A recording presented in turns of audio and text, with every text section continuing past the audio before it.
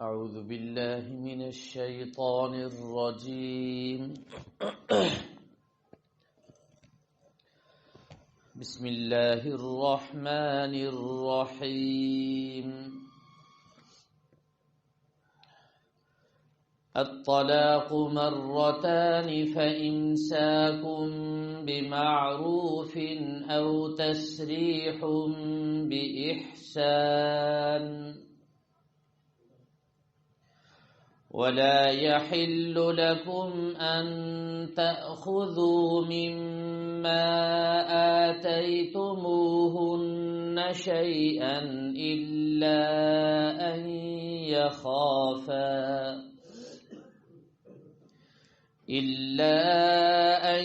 يخافا ألا يقيما حدود الله فإن خفتم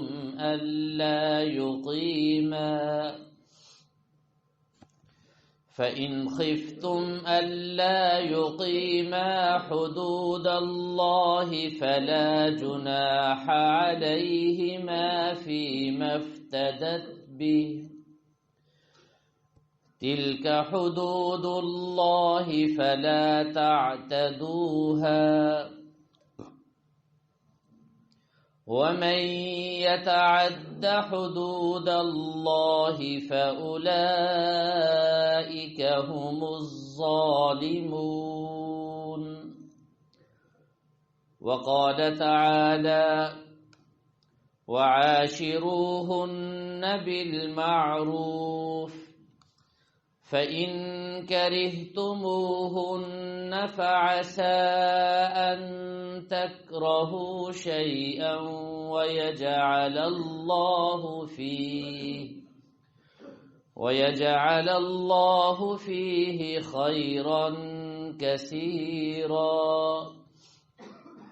صدق الله العظيم.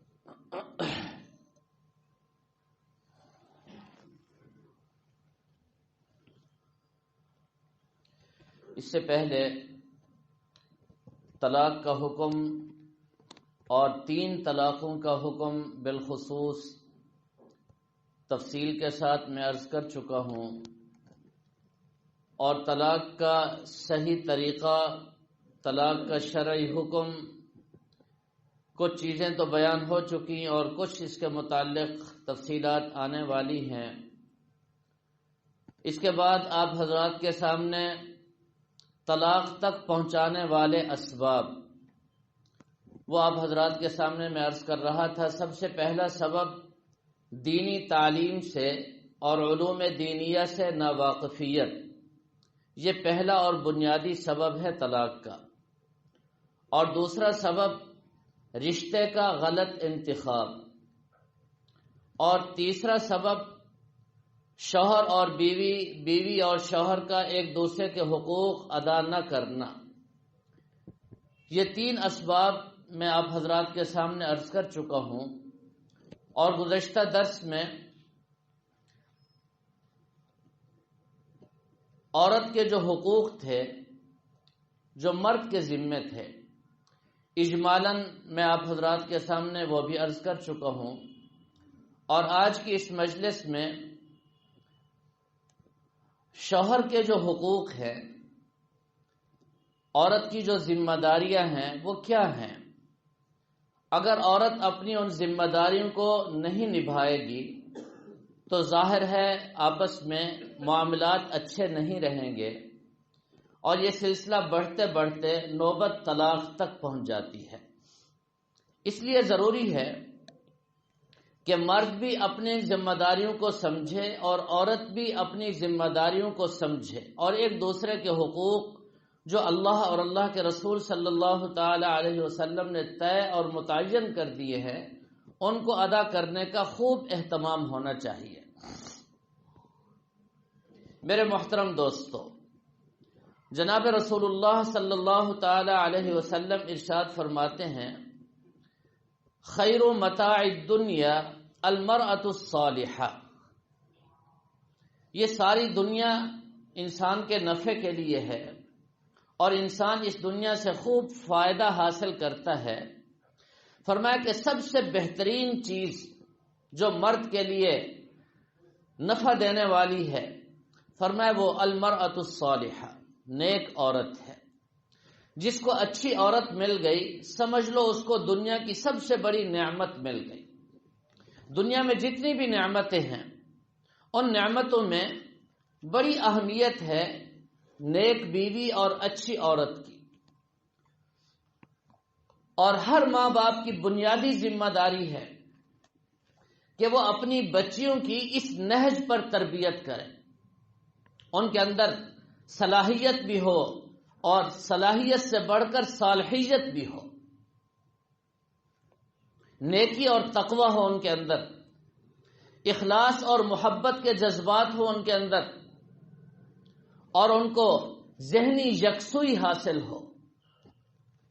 آج کل ہمارے ہاں اس کو کمال سمجھا جاتا ہے کہ ایک لڑکی گھر میں آ گئی، اب جناب اس کو ساری دنیا گھمانا ہے، ساری دنیا کے حالات سے اس کو باخبر رکھنا ہے، اور ہر ایرے غیرے کے ساتھ اس کا تعلق اور اس کی ملاقات اور اس کے ساتھ رابطے پہلے تو بڑی خوشی سے ان کو قبول کیا جاتا ہے اور بڑی خوشی سے ان روابط کو بڑھایا جاتا ہے، اور چند دنوں کے بعد جب اس کے برے اثرات سامنے آتے ہیں تو پھر وہی ماں باپ رونے بیٹھ جاتے ہیں، اور یہ بڑی خطرناک ترین چیز ہے۔ میرے محترم دوستو، عورت کیسی ہونی چاہیے؟ عورت کے اندر کون کون سی خصوصیات ہونی چاہیے اور اس کا مزاج کیسا ہونا چاہیے؟ آج کے اس درس میں اس کی تفصیل عرض کروں گا، اور ہر ماں باپ کی ذمہ داری ہے وہ اپنی بچیوں کی اسی نہج پر تربیت کریں، اور جو خواتین شادی شدہ ہیں جن کے نکاح ہو چکے ہیں اور ان کو اپنے گھروں میں مشکلات کا سامنا ہے، آج کا یہ درس سنیں اور ان کو جا کر سنائیں، اور وہ اپنے آپ کو ان اصولوں کے مطابق ڈھالیں، انشاءاللہ بگڑا ہوا گھر بن جائے گا، اجڑے ہوئے حالات بہتر ہو جائیں گے، اور گھر میں سکون اور عزت نصیب ہوگی۔ اور جن بچیوں کے رشتے نہیں ہوئے، ماں باپ کی ذمہ داری ہے ان بچیوں کا مزاج بھی ٹھیک کریں۔ رحمت عالم صلی اللہ تعالی علیہ وسلم نے 5 خصوصیات ارشاد فرمائی ہیں۔ ایک عورت کے اندر 5 خصوصیات ہونی چاہیے۔ سب سے پہلی خصوصیت فرمایا کہ ان امرہا اطاعتہ، اگر شوہر اپنی بیوی کو کوئی حکم کرے، اطاعتہ، وہ بیوی فوراً فرما برداری کرے، یہ سب سے پہلا اصول ہے۔ رحمت عالم صلی اللہ تعالی علیہ وسلم نے یہ بڑا جامع اور مختصر ترین جملہ ارشاد فرمایا ہے، اور اگر اس پر بیان کیا جائے تو میرا خیال میں ساری دنیا کے علماء بھی اس ایک جملے پر بیان کرنے لگ جائیں تو شاید ان کے بیان ختم ہو جائیں اور اس جملے کی معنویت اور اس جملے کی جامعیت ختم نہ ہو۔ تھوڑی سی تفصیل عرض کروں گا۔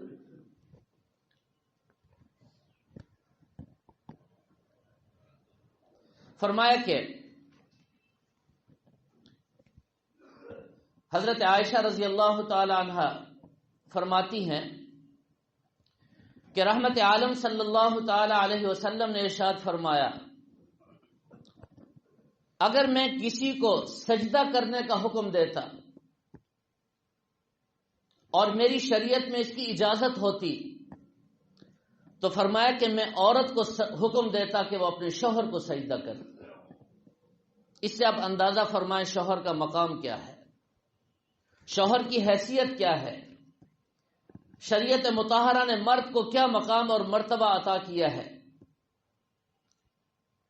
اور ایک دوسری حدیث میں رحمت عالم صلی اللہ تعالی علیہ وسلم نے ارشاد فرمایا، اگر شوہر اپنی بیوی سے کہے کہ اس سرخ پہاڑ سے پتھر اٹھاؤ اور اٹھا کر کے وہ سفید پہاڑ ہے وہاں پر ڈالو، اور وہ سفید پہاڑ ہے وہاں کے سفید پتھر اٹھاؤ اور اس سرخ پہاڑ پر ڈالو۔ اس کی حکمت کیا ہے، ضرورت کیا ہے؟ فرمایا عورت کو سمجھ میں آئے یا نہ آئے، وہ اپنے شوہر کے اس حکم کی فرما برداری شروع کر۔ اس حد تک مزاج ہونا چاہیے، کیوں اور چوں چرا یہ نہیں ہے۔ اب سوال یہ پیدا ہوتا ہے، یہ تو پھر حاکمیت ہو گئی۔ ایسا نہیں ہے، حاکمیت نہیں ہے، یہاں محبت کا تعلق ہے۔ اور عجیب رفاقت ہے۔ قرآن پاک میں اللہ تعالی نے ارشاد فرمایا الرجال قوامون علی النساء، یہاں اللہ تعالی نے قوام کا لفظ ذکر فرمایا۔ بادشاہ، حاکم، آقا یہ الفاظ نہیں ہیں جی۔ یہ نہیں فرمایا کہ بیوی شوہر کی رعیت میں سے ہے، شوہر بادشاہ ہے، نہیں۔ یہ بھی نہیں فرمایا کہ شوہر حاکم ہے، یہ بیوی اس کی محکوم ہے، اور یہ بھی نہیں فرمایا کہ شوہر آقا ہے اور یہ عورت اس کی باندی اور غلام ہے، نہیں۔ قوامون علی النساء، قوام کا معنی کیا ہے؟ اس کی تفصیل میں پہلے ایک درس میں عرض کر چکا ہوں۔ خلاصہ، مرد نگران ہے، معاملات کو چلانے کے لیے حکم یہ ہے کہ دو آدمی بھی اگر کسی سفر پر نکلیں تو آپس میں ایک کو امیر بنا لیں۔ جب ایک کو امیر بنا لیا جاتا ہے تو اس کے کتنے فوائد اور ثمرات حاصل ہوتے ہیں آپ سوچ نہیں سکتے، اور یہ پوری زندگی کا سفر ہے۔ اس سفر میں فرمایا کہ ایک کو امیر ہونا چاہیے۔ اب دو ہی صورتیں ہیں، ایک صورت یہ ہے کہ مرد کو امیر بنایا جائے اور عورت مامور ہو، دوسری صورت یہ ہے کہ عورت کو امیر بنایا جائے اور مرد مامور ہو اس کا۔ عقلی طور پر بھی اگر آپ سوچیں تو عقل بھی یہی کہتی ہے کہ عورت کے مقابلے میں مرد، اس کی صلاحیتیں، اس کے اندر جو استعداد ہے، جو قوتیں ہیں، ان کا تقاضا یہ ہے کہ مرد کو امیر ہونا چاہیے اس سفر کا۔ عقلی طور پر دیکھ لیں، اور عملی طور پر پوری دنیا میں آپ دیکھ لیں، بے شک مرد عورت کا غلام بن چکا ہے، بے دینی میں، بے حیائی میں، فحاشی میں، عریانی میں، لیکن آج بھی عورت مسلمانوں کے معاشرے میں کم اور یہود و نصارہ کے معاشرے میں زیادہ محکوم ہے، زیادہ ذلت کی زندگی بسر کر رہی ہے۔ مردوں نے ایک عورت کو ایک ٹشو کے طور پر استعمال کیا ہے، اور ٹشو سے بڑھ کر عورت کی کوئی حیثیت نہیں ہے۔ آپ وہاں کے حالات کا جائزہ لیں۔ آج ہم جن کی مثالیں پیش کرتے ہیں اور جس ماحول اور معاشرے کو ہم ترقی یافتہ سمجھتے ہیں، وہاں جا کر کے دیکھ لیں، اور ہم اپنے ماحول اور معاشرے میں، اس پاکستان میں، وہ جو اونچے درجے کا طبقہ ہے ان کے گھروں میں بھی جا کر کے دیکھ لیں، قطع نظر شریعت کیا کہتی ہے، ہماری عقل کیا کہتی ہے، وہاں کا عملی نمونہ جا کر کے آپ دیکھیں۔ آج بھی مرد غالب ہیں اور عورتیں ان کے ماتحت ہیں۔ سندھ کے وڈیروں کا حال دیکھیں، وہاں کی عورتیں آج بھی ذلت کی زندگی بسر کر رہی ہیں، جائیدادیں ہیں، سب کچھ ہے، تعلیم یافتہ ہیں، اور ان کو کہا جاتا ہے تمہارا نکاح قرآن کے ساتھ ہو گیا، بس تم نے یہی مرنا ہے اور یہی پڑے رہنا ہے۔ کون نہیں جانتا کیا کیا رسم و رواج ہیں؟ لیکن قربان جائیے اللہ تبارک و تعالی کی ذات پر، جو خالق کائنات ہیں، مرد کو بھی جس ذات نے پیدا کیا، عورت کو بھی اسی ذات نے پیدا کیا، اور ان دونوں کے حالات اور ان کے واقعات اور ان کی صلاحیتوں سے خوب خوب واقفیت رکھنے والی ذات، اس ذات نے فیصلہ کر دیا، حکم ہے کہ تم زندگی کے اس سفر میں مرد کو اپنا امیر بناؤ۔ اب جو اللہ کے حکم کے سامنے سر جھکا لے گا اس کو کتنی برکتیں، نعمتیں اور رحمتیں ملیں گی، اب سوچ بھی نہیں سکتے۔ اور اسی ذات کا یہ اعلان ہے کہ عورت ناقصات العقل ہے، ناقصات الدین ہے، دین میں بھی ناقص اور عقل میں بھی ناقص ہے، اور مرد مجموعی اعتبار سے، عقل کے اعتبار سے بھی کامل ہے اور دین کے اعتبار سے بھی کامل اور مکمل ہے۔ تو شریعت مطہرہ کا یہ فیصلہ ہے شریعت ماننے والوں کے لیے۔ جو شریعت کو نہیں مانتے نہ وہ ہمارے مخاطب ہیں نہ ان سے کوئی بات ہے۔ شریعت کو جو ماننے والے ہیں ان کے لیے یہ حکم ہے۔ اب اس میں رحمت عالم صلی اللہ تعالی علیہ وسلم کے بالکل واضح ارشادات موجود ہیں۔ آپ نے ارشاد فرمایا لن یفلح قوم ولو امرهم امرأۃ، فرمایا کہ وہ قوم ہرگز کامیاب نہیں ہو سکتی، فلاح نہیں پا سکتی جو اپنے امور عورتوں کے سپرد کر دے۔ یہ حکم ہے۔ رحمت عالم صلی اللہ تعالی علیہ وسلم کا ارشاد گرامی ہے، فرمایا اذا کان امراؤکم خیارکم، فرمایا اذا کان اغنیاؤکم سمخاؤکم، فرمایا جب تمہارے عمراء اور بادشاہ تم میں سے بہترین لوگ ہوں گے اور تمہارے جو مالدار لوگ ہیں وہ سخی ہوں گے، فرمایا امورکم شورا بینکم، اور تمہارے سارے معاملات مشورے سے طے ہوتے ہوں گے۔ تو اس وقت فرمایا حکم کیا ہے؟ فرمایا فظہر الارض خیر لکم من بطنها، پھر تمہارا زمین کے اوپر رہنا زمین کے اندر رہنے سے بہتر ہے۔ اور اگر فرمایا کہ اذا کان امراؤکم شرارکم، تمہارے حکمران بدترین لوگ ہو جائیں، اور اغنیاؤکم بخلاؤکم، اور تمہارے مالدار بخیل ہو جائیں، اور فرمایا امورکم الی نسائکم، اور تمہارے مشورے اور تمہارے سارے امور تمہاری عورتوں کے سپرد ہو جائیں، تو پھر بڑا عجیب جملہ ارشاد فرمایا فبطن الارض خیر لکم من ظہرها، پھر زمین کے اوپر رہنے سے بہتر ہے کہ تم زمین کے پیٹ میں چلے جاؤ، قبر میں جا کر سو جاؤ۔ یہ ارشاد ہے نبی پاک صلی اللہ تعالی علیہ وسلم کا۔ اور آج ہمارے ماحول اور معاشرے میں آپ بنظر غائب جائزہ لے لیں، دیکھ لیں، آپ کو اندازہ ہو جائے گا جو افراد، جو طبقات اور جو گھر عورتوں کے سپرد ہیں وہاں کیا حشر ہے، وہاں کیا حالات ہیں،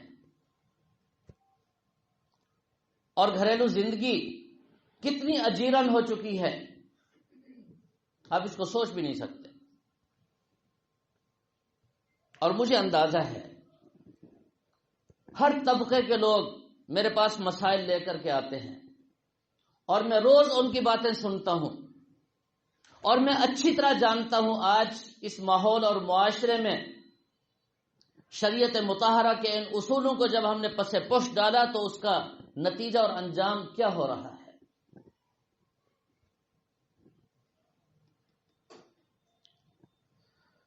تو میرے محترم دوستو، یہ ایک زندگی کا طویل سفر ہے۔ اللہ تعالیٰ کا حکم یہ ہے کہ اس سفر میں ایک امیر بنا لو، اور امیر کس کو بناؤ؟ مرد کو بناؤ۔ اب یہاں پر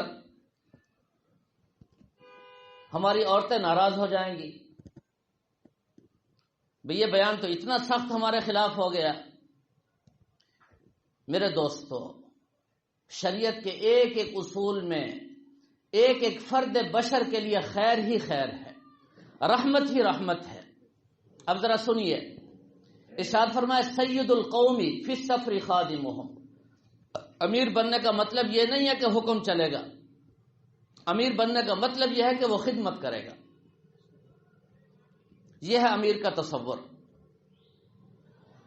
مرد کو امیر بنایا اس لیے نہیں کہ وہ ٹانگ پر ٹانگ رکھ کے بیٹھ جائے گا اور ختم، سارے کام عورت سے کروائے گا، نہیں نہیں، یہ تصور انگریز کا ہے، یہود و نصارہ کا ہے۔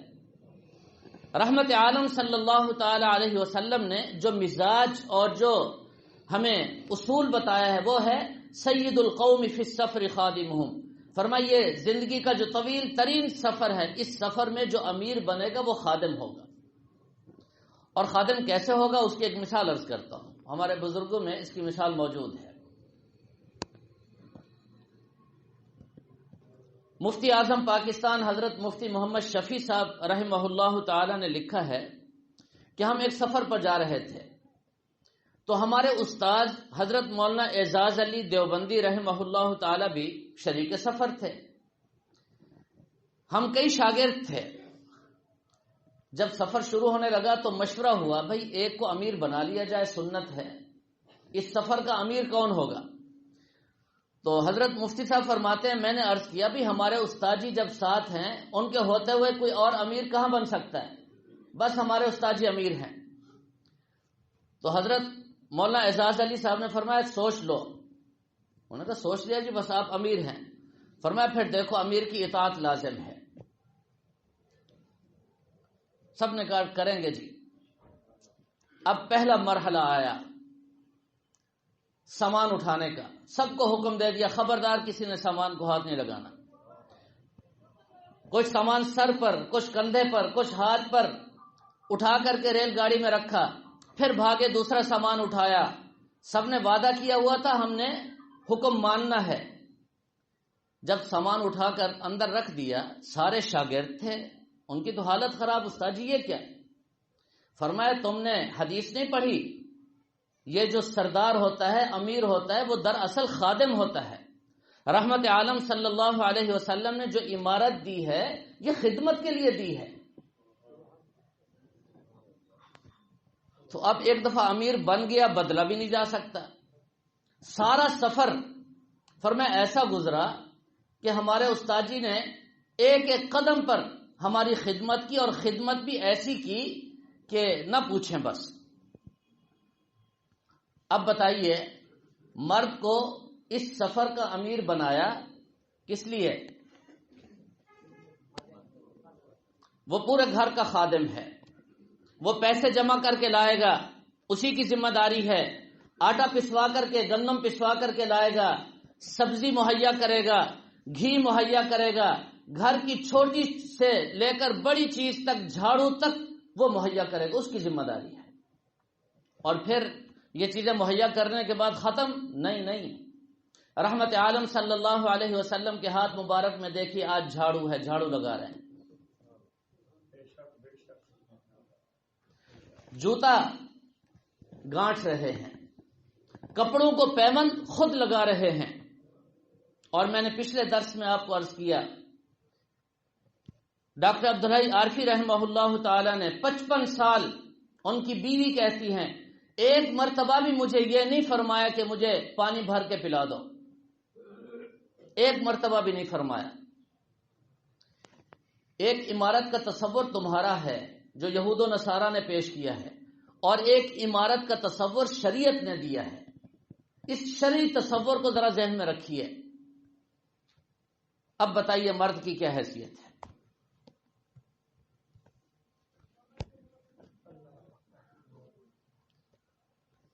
اور میرے محترم دوستو،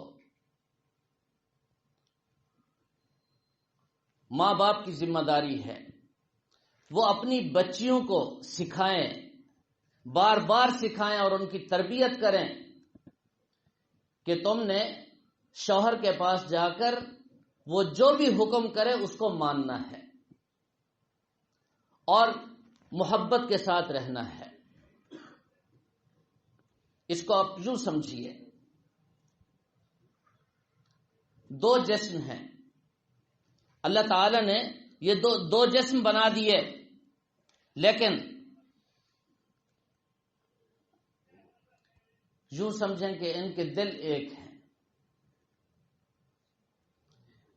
یا یوں تصور کیجئے ایک جان ہے لیکن دو قالب ہیں، ایک دماغ ہے دو جسم ہیں، اور ایک پریشانی ہے دو سہنے والے ہیں، ایک خوشی ہے دو سہنے والے ہیں، ایک خوشی ہے دو ہنسنے والے ہیں، اور ایک بیماری ہے اور دو ہاتھ اٹھ کر دعا مانگنے والے ہیں۔ یہ تصور دیا شریعت نے، اور چنانچہ اس پر ایک حدیث میرے ذہن میں آ رہی ہے۔ حضرت ابو الدرداء رضی اللہ تعالی عنہ نے ایک دفعہ اپنی بیوی کو بڑی عجیب بات فرمائی۔ فرمائے دیکھو میں تمہارا شوہر ہوں اور تم میری بیوی ہو، اب ہم نے زندگی بھر اکٹھے رہنا ہے، ایک کام تمہارے ذمے اور ایک کام میرے ذمے۔ وہ فرمانے لگی بتاؤ کیا کون سا کام میرے ذمے ہے؟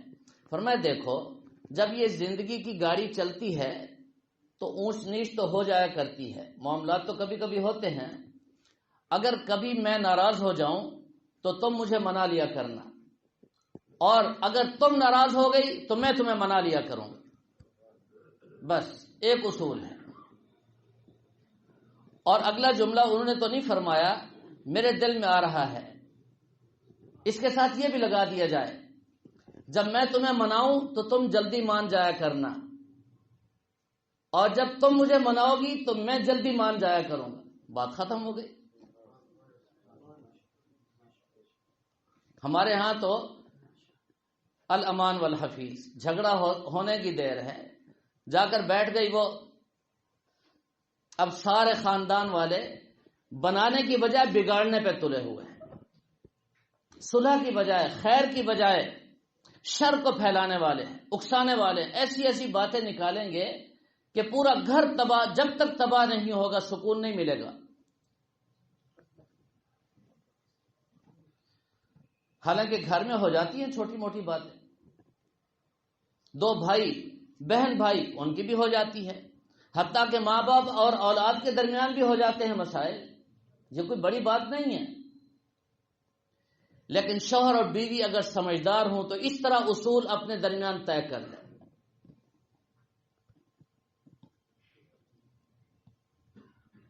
تو یہ پہلا اصول ہے، فرمایا کہ ان امرہا اطاعتہ، ان امرہا اطاعتہ، اس کو یاد فرما لیں، شوہر اگر حکم دے عورت اس کو مانے، یہ ہے شریعت کا مزاج، اور شریعت نے پہلا اصول عورتوں کے ذمے جو لگایا ہے۔ نمبر 2 فرمایا ان نظر الیہا، اگر مرد اس کی طرف دیکھے، سرت ہو، وہ اپنے شوہر کو خوش کر دے، ان نظر الیہا سرت ہو، عورت کا مزاج ایسا ہونا چاہیے، اس کی فطرت ایسی ہونی چاہیے، اور اللہ تعالی نے محبت کے اور وفا کے جواہرات اور ہیرے عورت کو فطرتاً ودیت فرما دیے ہیں، اس کے پاس ہیں، اگر وہ صحیح جگہ استعمال نہیں کر رہی، اس کے پاس فطرتاً یہ چیزیں تو ہیں، سمجھ لو کہیں غلط استعمال ہو رہے ہیں۔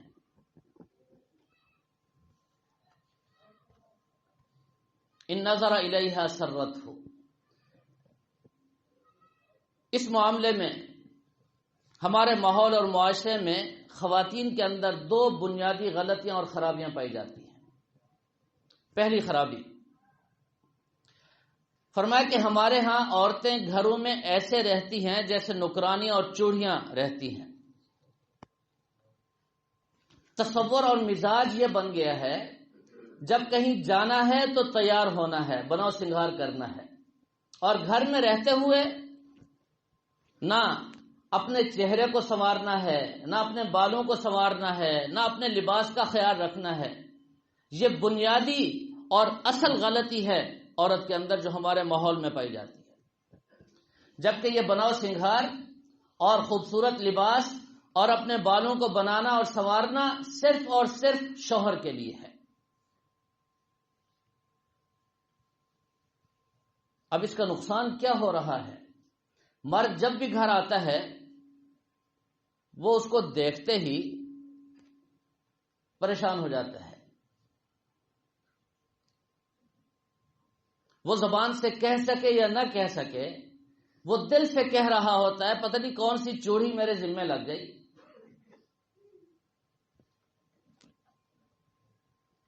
یہ حالت ہوتی ہے، جبکہ ایسا نہیں ہونا چاہیے.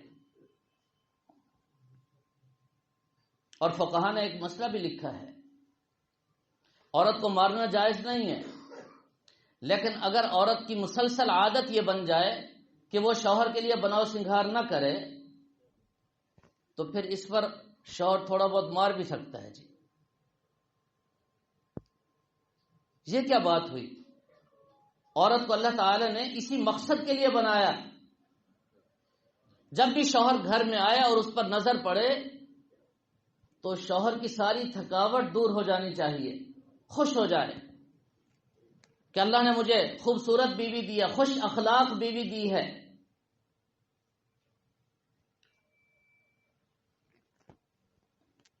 اور اگر ان کو یہ اشارہ مل جائے جی آج جانا ہے فلاں جگہ، تو پھر سب سے پہلی فرمائش ان کی یہ ہوتی ہے کہ ایسا لباس ہو جو اس سے پہلے میں نے کبھی نہ پہنا ہو، ایسا لباس ہو جو کسی پہلے فنکشن اور پروگرام میں نے نہ پہنا ہو، بالکل نیا ہونا چاہیے، 0 میٹر. یہ ان کا مطالبہ ہوتا ہے جو بالکل ناجائز ہے اور بنیادی طور پر غلط ہے. یہ وہ چیزیں ہیں جس سے شوہروں کے دلوں میں نفرت کا بیج بویا جاتا ہے اور آہستہ آہستہ آگے چل کر انجام طلاق ہو جاتی ہے. یہ ناجائز مطالبے ہیں. اور پھر دوسری کوتاہی اور غلطی وہ اس سے بھی زیادہ خطرناک ہے. اگر بناؤ سنگھار پر زیب و زینت پر آئیں گی تو پھر حدود سے باہر نکل جائیں گے. اب کیا ہے جی؟ ناخن بڑھانے ہیں، یہ زینت ہے جی. اور جب ہم سے مسئلہ پوچھیں گی تو پہلا جملہ یہ ہوگا شوہر کے لیے تو اجازت ہے نا، شوہر کے لیے. وہ تم کرتی کب ہو شوہر کے لیے؟ کوئی شوہر بتائے ہمارے ماحول اور معاشرے میں ہر شوہر جلا ہوا ہے، مجھے پتا ہے جی.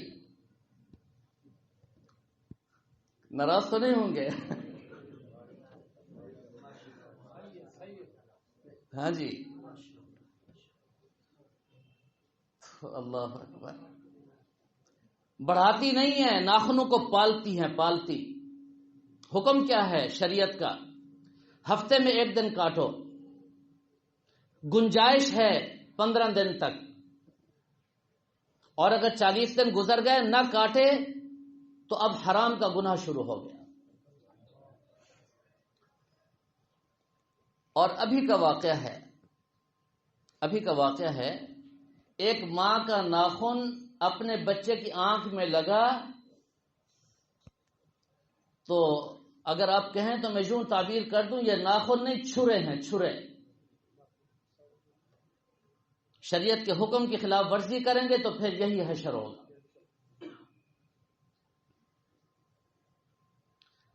اور کبھی یہ چھرا شوہر کو لگ گیا تو، اور نہ لگے، یہ ہو سکتا ہے جی. بڑی خطرناک حالت ہے. اگلا قدم یہ بناؤ سنگھار ہو رہا ہے جی، سر کے بال کاٹنا شروع کر دیں گی. اور اس سے اگلا قدم بھمیں بنانا شروع کر دیں گی، باریک کرنی ہے جی.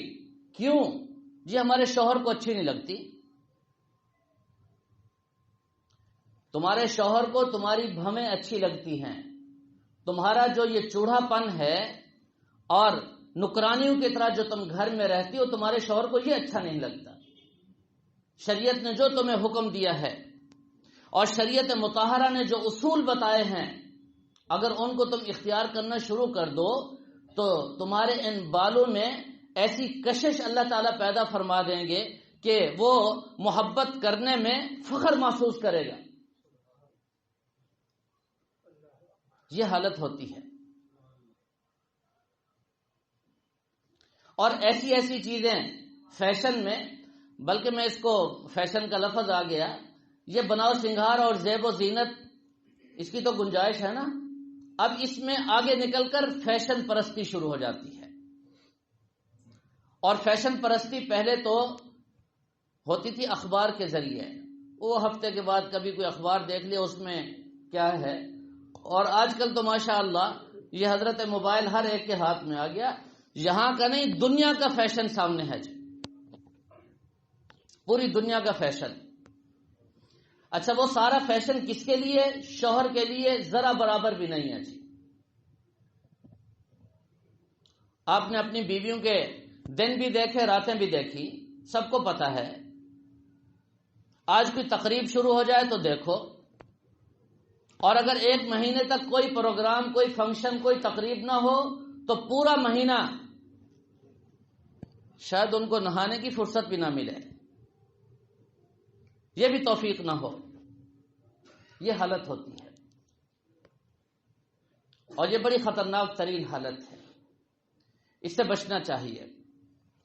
تو بہرحال دوسری چیز فرمائے ان نظر الیہا سرت ہو. تیسری چیز فرمائے ان اقسم علیہا ابرت، اگر شوہر تم پر حجت کرتے ہوئے، اعتماد اور محبت کا اظہار کرتے ہوئے اگر تم پر قسم کھا لے تو فرمایا اچھی بیوی وہ ہے جو اپنے شوہر کی قسم کو پورا کر دے. شوہر نے بڑے اعتماد اور محبت میں قسم کھائی ہے، اب بیوی پر لازم ہے اپنے شوہر کی قسم کو پورا کرے. مثال عرض کرتا ہوں.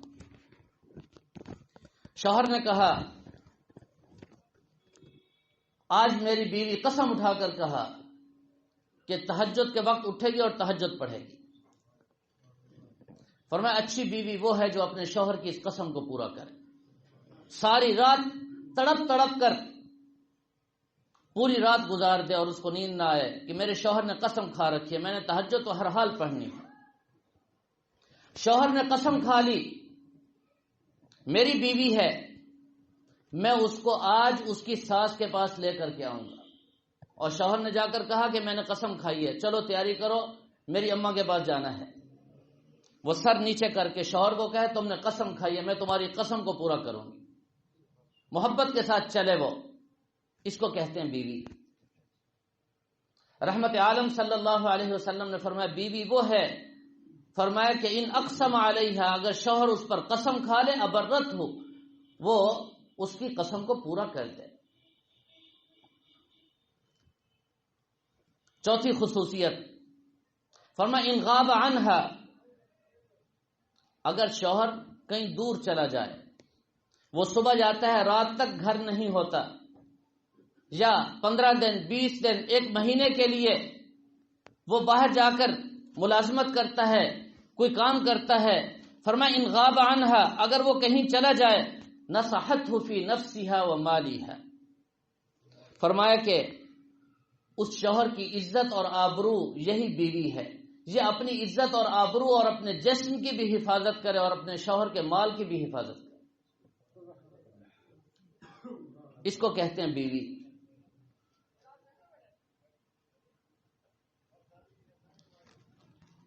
ذرا جائزہ لیجئے،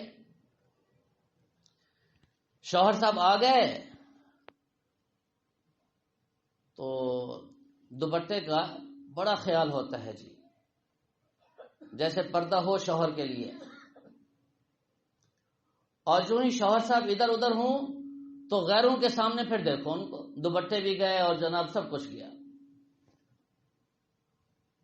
یہ حالت ہے.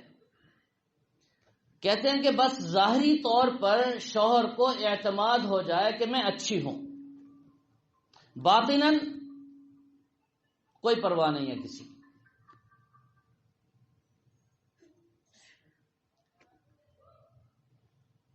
ہم یزید کے بارے میں پڑھ رہے تھے پچھلے دنوں حدیث میں، وہ امیر معاویہ رضی اللہ تعالیٰ عنہ کے سامنے ساری رات سجدے کرتا تھا، بڑی عبادتوں میں لگ گیا. حضرت امیر معاویہ رضی اللہ تعالیٰ نے جب دیکھا کہ یہ تو بڑا فرشتہ صفت ہے جی، اس سے زیادہ نیک تو کوئی ہے ہی نہیں. اور پھر پدری محبت، بیٹے کی عجیب محبت ہوتی ہے نا جی، وہ بھی اٹھی جاگی، اور پھر اس کے جو اعمال تھے وہ عجیب ہو گئے تھے. تو امیر معاویہ رضی اللہ تعالیٰ نے فیصلہ کر دیا کہ یہی خلیفہ ہونا چاہیے، امیر المومنین یہی ہونا چاہیے. اور جو ہی باپ نے منہ پھیرا، حالات بدل گئے، سب کے سامنے ہیں. تو ہماری عورتیں بھی ایسا کرتی ہیں، شوہر گھر میں ہے تو دیکھو ان کو، اور شوہر نے پیٹ پھیری تو بس سب کچھ ختم. ایسا نہیں ہونا چاہیے. شوہر کے مال کی بھی حفاظت ہونی چاہیے. ایسا نہ ہو، اس کی تفصیل میں پہلے عرض کر چکا ہوں، عورتوں میں یہ بڑی خامی ہے، شوہر کے مال اپنے ماں باپ اور اپنے بہن بھائیوں کے پاس بھیجتی ہیں، شوہر کی اجازت اور مرضی کے بغیر. جائز نہیں ہے، احتیاط کرنی چاہیے. اور آخری خصوصیت سب سے اہم ہے اور سب سے بنیادی ہے. فرمایا کہ نبی پاک صلی اللہ تعالی علیہ وسلم نے ارشاد فرمایا، افضلہ لسان ذاکر وقلب شاکر. فرمایا کہ انسان کا سب سے بڑا سرمایہ مرد کا، فرمایا کہ اللہ تعالیٰ اس کو ایسی زبان دے دیں جو ذکر کرنے والی ہو، اور ایسا دل عطا فرما دیں جو شکر کرنے والا ہو. وزوجۃ، اور ایسی بیوی اللہ تعالیٰ اس کو عطا فرما دیں، زوجۃ مؤمنۃ تعینہ علی ایمانہ.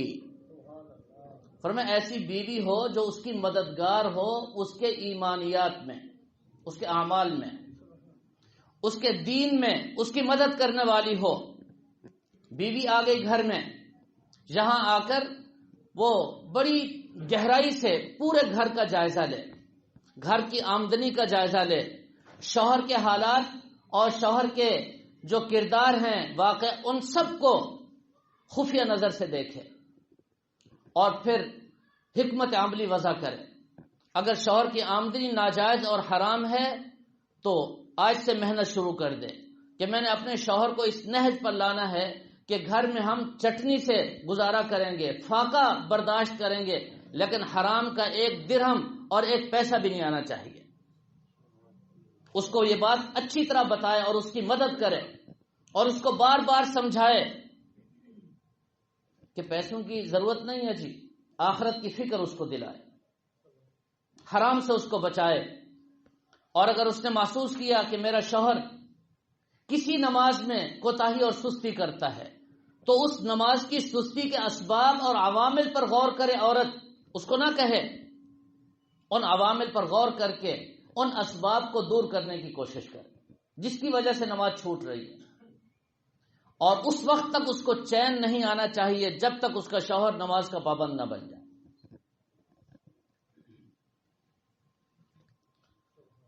اور میں پورے وثوق کے ساتھ کہتا ہوں اور یقین کے ساتھ کہتا ہوں، آج اگر عورت یہ طے کر لے کہ میں نے اپنے شوہروں کو سنت کے مطابق داڑھی رکھوانی ہے، دنیا کی کوئی طاقت مردوں کو داڑھی نہیں رکھوا سکتی جتنا قوت اور طاقت بیوی کے ہاتھ میں ہے. کیا خیال ہے جی؟ اور میرے علم میں ہیں ایسی خواتین جنہوں نے پہلی رات سے یہ محنت کرنا شروع کی اور چند دنوں میں وہ کامیاب ہو گئی.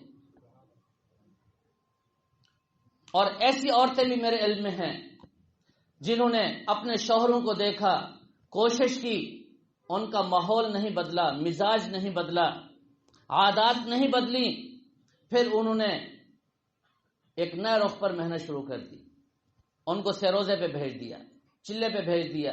ماحول بدلے گا، حالات ان کے بدلیں گے، اور دینداری کا جذبہ ان کے اندر پیدا ہوگا. انہوں نے خود تکلیفیں برداشت کی، اپنے شوہروں کو دیندار بنانے کے لیے قربانیاں دی. ایسے واقعات آج موجود ہیں، میرے سامنے ہیں.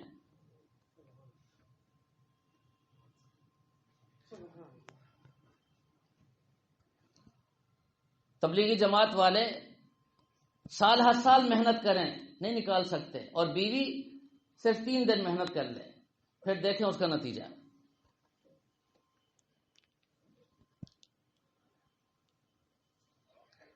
تو یاد رکھیں یہ بیوی مامور نہیں ہے، یہ بیوی محکوم نہیں ہے، غلام نہیں ہے، یہ رفیقہ حیات ہے، رفیقہ حیات ہے۔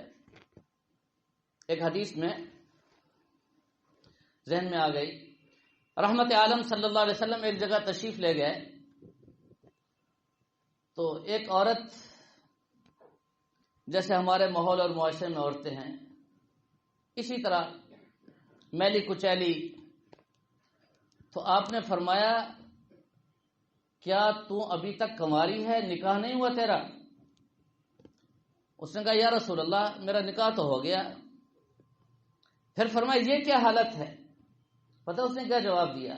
اس نے کہا میرے شوہر ایسے ہیں سارا دن روزہ رکھتے ہیں اور ساری رات مصلے پہ گزارتے ہیں، مجھے ایک دفعہ بھی نہیں دیکھتے، نہ دن میں نہ رات میں۔ حدیث ہے یہ۔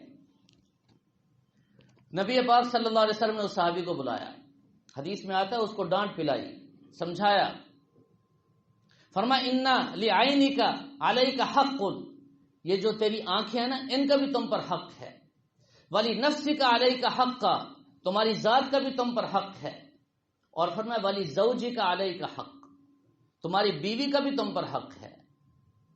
اگر تم بیوی کے حقوق ادا نہیں کر رہے تو یہ ساری رات کھڑے ہو کر نماز پڑھنا اور یہ سارا دن روزے رکھنا کسی کام کے نہیں۔ بے شک ان کا اجر و ثواب ہے، لیکن کتنے حقوق تم ضائع کر رہے ہو۔ اب یہ سونا جب نیند پوری ہوگی، انسان سوئے گا تو پھر بیوی اس کو نظر آئے گی، اور جب اس نے نیند ہی نہیں کی تو اس کو بیوی کب نظر آئے گی؟ یہ حقوق ہیں، شریعت مطہرہ نے یہ اصول ہمیں ارشاد فرمائے ہیں۔ تو یہ عورت اس کے بھی حق ہیں، مرد اس کے بھی حق ہیں، اور یاد رکھیں برابر کے حقوق ہیں، جتنے مردوں کے حقوق ہیں اتنے عورتوں کے حقوق ہیں۔ اور قرآن پاک میں اللہ تعالی نے بڑی عجیب بات فرمائی، وَلِلرِّجَالِ عَلَيْهِنَّ دَرَجَةٌ وَلِلرِّجَالِ عَلَيْهِنَّ دَرَجَةٌ، اللہ نے مردوں کا ایک درجہ چھوٹا سا وہ درجہ اونچا کر دیا، وہ کیا؟ الرجال قوامون علی النساء، کہ ان کو خادم بنا دیا، امیر بنا دیا نا، قوام نگران بنا دیا۔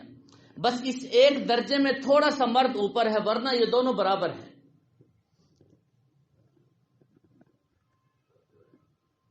اور سب سے بہترین نسخہ وہ ہے جو میں نے آپ کو حضرت ابو الدرداء رضی اللہ تعالیٰ عنہ کا عرض کیا، شوہر اور بیوی آپس میں یہ طے کر لیں کہ ہم نے ایک دوسرے سے ناراض نہیں ہونا، بات سمجھ میں نہیں آئے گی پوچھ لیں گے، پھر بھی اگر ناراضگی ہوگی تو ایک دوسرے کو منا لیں گے۔ اور اگلی بات حدیث میں تو نہیں ہے، کہنی بھی نہیں چاہیے مجھے، لیکن آج کل کے حالات کے مطابق یہ بھی طے کر لیں کہ جلدی مان جائیں گے، جھگڑے کو لمبا نہیں کریں گے، جو لمبا ہوتا ہے شیطان ایک نہیں سارے شیطان درمیان میں آ جاتے ہیں، پھر مسائل پیدا ہو جاتے ہیں، مشکلات بڑھتی چلی جاتی ہیں۔ اللہ تعالی ہم سب کو سمجھنے اور عمل کرنے کی توفیق عطا فرمائے۔